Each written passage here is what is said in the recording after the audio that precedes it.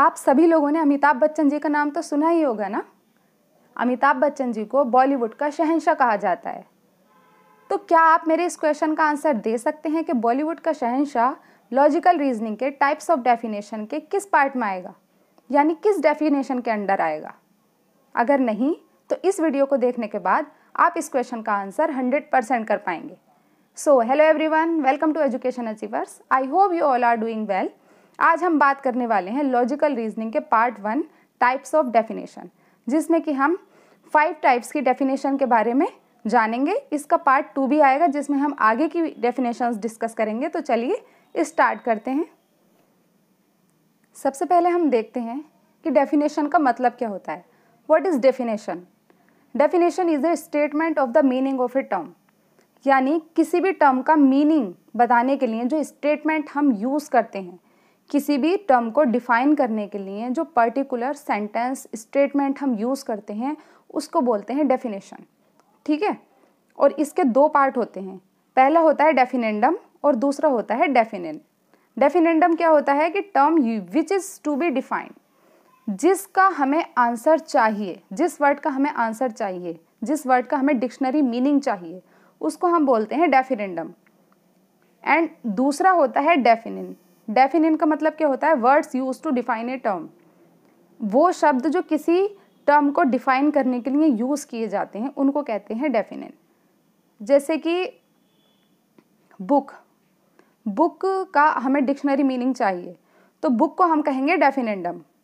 और बुक को डिफाइन करने के लिए जिन शब्दों का हमने प्रयोग किया, जिन वर्ड्स को हमने यूज़ किया, जिस स्टेटमेंट को हमने यूज़ किया बुक को डिफाइन करने के लिए, उसको हम कहेंगे डेफिनेंट। ये होते हैं 2 पार्ट। हिंदी में भी लिखा हुआ है डेफिनेंडम, जिस टर्म को हमें डिफाइन करना है उसे डेफिनेंडम कहते हैं। और डेफिनेंट किसको बोलते हैं? टर्म को डिफाइन करके बताना। ठीक है, यानी कि वो स्टेटमेंट जो हमें किसी भी चीज़ का पूरा डेफिनेशन देता है, डिफाइन करता है किसी भी टर्म को, वो शब्द। जैसे कि पेन क्या है, या बुक क्या है, या फिर रिवर क्या है, क्लासरूम क्या है, वो शब्द, उसको हम कहते हैं डेफिनेंट। ये हो गए 2 शब्द, 2 टर्म जो कि डेफिनेशन से रिलेटेड हैं। ओके, एक होता है डेफिनेंडम और एक होता है डेफिनेंट। इससे भी क्वेश्चन पूछा जा सकता है, हमें दोनों का मीनिंग पता होना चाहिए। बेसिक नॉलेज बहुत ज़रूरी है, कुछ भी पढ़ने के लिए बेसिक नॉलेज होना बहुत ज़रूरी है। अब हम आगे देखते हैं कि डिफरेंट टाइप्स ऑफ डेफिनेशन कौन कौन सी हैं जिनको आज हम डिस्कस करने वाले हैं। तो सबसे पहले हम देखेंगे, सबसे पहली जो डेफिनेशन है वो है लेक्सिकल डेफिनेशन। लेक्सिकल डेफिनेशन का क्या मतलब होता है?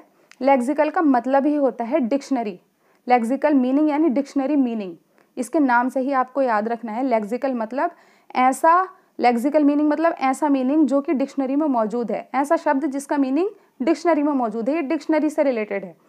तो लेक्सिकल डेफिनेशन क्या होता है? ऐसी परिभाषा जिसका अर्थ डिक्शनरी में दिया गया हो। सिंपल शब्दों में, एक लाइन में इसका आंसर पता चल गया। The lexical definition also known as the dictionary definition. Okay, meaning of words given in our dictionary are lexical definition. Meaning of words given in a dictionary, यानी कि किसी शब्द का मीनिंग, किन्हीं शब्दों का मीनिंग, जिस भी शब्द का मीनिंग है डिक्शनरी में दिया हुआ है, उसको कहते हैं लेक्सिकल डेफिनेशन। जैसे कि आपने कुछ ढूंढा, जैसे कोनोटेटिव का मीनिंग क्या होता है, आपने डिक्शनरी में देखा, तो जो मीनिंग उसका लिखा हुआ होगा कोनोटेटिव का, या किसी भी शब्द का, किसी भी वर्ड का, उसको हम कहते हैं लेक्सिकल डेफिनेशन और lexical meaning. Lexical meaning can't be change, इसको हम चेंज नहीं कर सकते क्योंकि ये यूनिवर्सल होता है। जैसा ऑनेस्टी है, एक वर्ड है, वो आपने देखा डिक्शनरी में उसका मीनिंग क्या लिखा हुआ है। ऑनेस्टी वर्ड का जो मीनिंग है वो हर जगह सेम रहेगा। ऐसा नहीं है कि इंडिया में ऑनेस्टी का मतलब कुछ और है और यूएसए में उसका मतलब कुछ और होगा, यानी ये यूनिवर्सल होते हैं और इनको चेंज नहीं किया जा सकता क्योंकि ये डिक्शनरी मीनिंग है किसी भी वर्ड के। Lexical meaning or denotative meaning. Denotative का मतलब ही होता है dictionary meaning. It should be universal and never support any positive and negative aspect. ये जो मीनिंग होते हैं ये किसी भी पॉजिटिव या निगेटिव एस्पेक्ट को सपोर्ट नहीं करते हैं, बस एज इट इज़ अच्छे से एक्सप्लेन करके मतलब बता दिया जाता है। ऐसा नहीं है कि वो निगेटिव या पॉजिटिव एस्पेक्ट को सपोर्ट कर रहा है, ऐसा नहीं होता है। That is also known as reportive definition. Lexical definition को रिपोर्टिव डेफिनेशन भी कहा जाता है। हो सकता है कि ये क्वेश्चन आ जाए, अभी तक नहीं आया है तो आप इसको भी नोट कर लीजिएगा। फॉर एग्जाम्पल बुक का डेफिनेशन, डिक्शनरी डेफिनेशन जो यहाँ है वही सब जगह होगा। रिवर, रिवर का मीनिंग भी सभी जगह होगा। चेयर, यहाँ भी चेयर बोलते हैं, और आप कहीं भी जाओगे वहाँ पर कुर्सी को चेयर ही बोला जाता है। इस तरह की जितनी भी चीज़ें हैं जिनका मीनिंग अनचेंजिंग है और जो डिक्शनरी में मौजूद है उसको हम कहते हैं लेक्सिकल मीनिंग, और उसी को बोलते हैं हम lexical definition. I hope this is clear to everyone. Second हम देखते हैं, सेकंड हमारी डेफिनेशन है stipulative definition. Stipulative definition is a type of definition in which a new meaning is given to an already existing term. यानी किसी term को अपनी ओर से कोई नई परिभाषा देना। कोई भी शब्द या कोई भी काम, किसी भी चीज़ को आप अगर अपनी तरफ से अपने तौर पर कोई नया नाम दे रहे हो, कोई नई परिभाषा दे रहे हो जिसका अर्थ डिक्शनरी में नहीं है, वो आपने खुद बनाया है, वो खुद क्रिएट किया है, उसको हम कहते हैं स्टिपुलेटिव डेफिनेशन। जैसे इसका सबसे बेस्ट एग्जाम्पल होता है सेल्फी। पहले सेल्फी वर्ड नहीं था, डिक्शनरी में भी नहीं है, ये डिक्शनरी मीनिंग नहीं है, लेक्सिकल मीनिंग नहीं है, लेकिन सेल्फी हम कहते हैं किसको, खुद की पिक्चर लेने को हम सेल्फी बोल देते हैं। ऐसे ही इमोजी भी ऐसा ही है, वो भी हमने खुद ही क्रिएट किया है। इसी तरीके से हम जैसे मैसेज अगर हमें लिखना है, हम शॉर्ट वर्ड यूज़ करते हैं। इंस्टाग्राम पर, व्हाट्सएप पर आप देख लीजिए, हम शॉर्ट वर्ड्स का यूज़ करते हैं। मैसेज लिखना है तो हम पूरा स्पेलिंग ना लिखकर MSG लिख देते हैं बस। इसी तरह की जो चीज़ें हैं उसको स्टिपुलेटिव डेफिनेशन कहते हैं। It is arbitrary in nature. Idioms and जैसे स्लैंग लैंग्वेज होती है ना, उसको स्टिपुलेटिव मीनिंग कहा जाता है। A term has different stipulative meaning at different places और एमंग डिफरेंट पीपल। मतलब अलग अलग जगह के लोग, अगर कोई स्टिपुलेटिव मीनिंग है, स्टिपुलेटिव डेफिनेशन है, कोई वर्ड है आपने खुद क्रिएट किया है, तो ज़रूरी नहीं है कि उसका हर जगह सेम मीनिंग हो, क्योंकि लेक्सिकल जो डेफिनेशन है वो यूनिवर्सली अप्लाई होती है, लेकिन स्टिपुलेटिव डेफिनेशन हर जगह यूनिवर्सली अप्लाई नहीं हो सकती, उसका डिक्शनरी मीनिंग नहीं होता। जैसे कि एक इसका एग्जाम्पल है लोल। लोल कह देते हैं हम लोग, कुछ लोग लोल का मतलब क्या मानते हैं, कुछ लोग लोल का मतलब मानते हैं लॉट्स ऑफ लव, लेकिन वहीं कुछ और लोग, किसी दूसरी जगह के लोग, कोई और लोग उसका मतलब मानते हैं लाफिंग आउट लाउड। तो ऐसा नहीं है कि कोई स्टिपुलेटिव वर्ड है या है तो जो कि आपने खुद क्रिएट किया है तो उसका मीनिंग वही होगा जो आप मानते हो, सब जगह वही माना जाएगा, ऐसा नहीं है। ये जगह के हिसाब से और पर्सन टू पर्सन वेरी कर सकता है, ठीक है। तो इसीलिए ये चेंजिंग होता है नेचर में। अब इसके कुछ एग्जाम्पल हैं, जैसे सेल्फी जो मैंने अभी बताया, इमोजी, ठीक है। Words used in online chat like friend, हम आजकल शॉर्ट वर्ड का यूज़ करते हैं, गुड नाइट, प्लीज़, मैसेज, इसके अलावा और भी बहुत सारे हो सकते हैं। तो ये सारी चीज़ें स्टिपुलेटिव डेफिनेशन का पार्ट हैं जो हम खुद बना लेते हैं। कुछ नए वर्ड्स ऐसे जो हम खुद बना लेते हैं, ठीक है, उनके मीनिंग के अकॉर्डिंग हम कोई नया वर्ड क्रिएट कर लेते हैं खुद ही, उसको बोलते हैं स्टिपुलेटिव। जब उसको हम डिफाइन करते हैं तो उसको बोलते हैं स्टिपुलेटिव डेफिनेशन। अब हम देखते हैं परसुएसिव डेफिनेशन क्या होता है। The persuasive definition was introduced by philosopher Charles Stevenson. ये पॉइंट याद जो मैंने हाईलाइट किया है उसको आपको अच्छे से नोट कर लेना है कि परसुएसिव डेफिनेशन किसने दिया था। ये फिलोसोफर चार्ल्स स्टीवेंसन ने दिया था, डिफाइन किया था इसको। In this type of definition emotional positive and नहीं है, ये एन है, एन इमोशनल पॉजिटिव और derogatory meaning is attach to the term. यानी ऐसी कोई परिभाषा जिसमें अपनी भावना को मतलब एक तरीके से बहुत ज़्यादा बढ़ा चढ़ा कर कहा जाता है। अगर मैं आम शब्दों में कहूँ तो कोई ऐसी परिभाषा जिसे अपनी भावना में बहकर हम बनाते हैं, हम बहुत ज़्यादा जोर डालकर किसी बात पर अगर हम कोई बात कहते हैं या दूसरे को समझाते हैं, उसको कहते हैं परसुएसिव डेफिनेशन, ठीक है। It is usually used in debate, discussion etcetera to favour और अनफेवर अ पर्टिकुलर व्यू। अब किसी बात पर अगर हम जोर देकर कह रहे हैं तो अक्सर ये कहाँ पर होता है, जहाँ डिबेट होती हैं, डिस्कशन होते हैं, भाषण होते हैं। जो पॉलिटिक्स में जो नेता लोग भाषण देते हैं वो भी क्या करते हैं कि परसुएसिव डेफिनेशन का यूज़ करते हैं। वो अपनी बात पर जोर देकर कहते हैं। अगर उन्हें किसी बात पर लोगों का ध्यान आकर्षित करना है तो वो उस बात पर बहुत जोर देकर कहेंगे, उसको बढ़ा चढ़ा कर कहेंगे, उसको कहते हैं परसुएसिव डेफिनेशन। इसका एग्जाम्पल हो सकता है